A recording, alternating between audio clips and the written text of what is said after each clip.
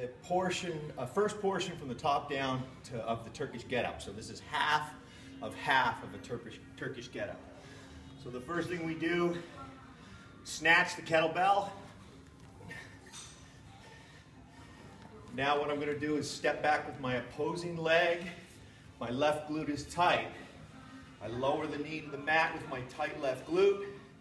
Laterally bending, making sure my hips don't sink backward. I don't want to sink back into my hips like this. My left glute is tight.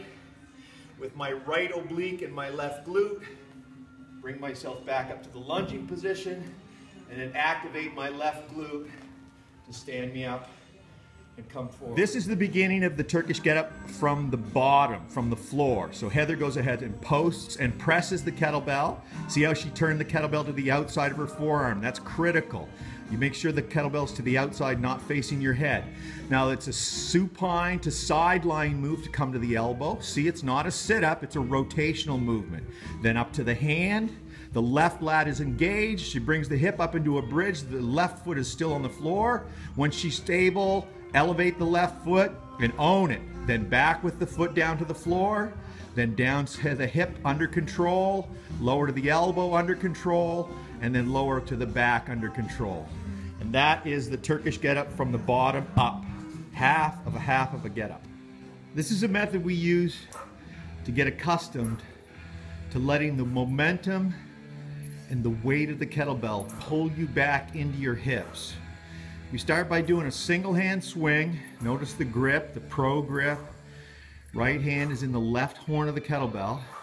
You swing it 8, 10, 12 times with one hand. And then when you're fatigued, you go to two hands. Now, when you go to two hands, the kettlebell's gonna feel real light. So as a result of that, you get very comfortable with the kettlebell pulling your hips back and your torso kind of snapping forward and down, allowing you to get deep into those hamstrings. So you get a nice, long, efficient stretch shortening cycle, and that'll help to get you accustomed to allowing the kettlebell momentum to draw your hips back to create a good hip snap. Nice, deep hip hinge. Looks great. Clean and press. So we're going to do one dead clean, one press. This will be a long clean. And then press. And you notice when I press, I tilt my body. Elbow stays on my ribs to clean.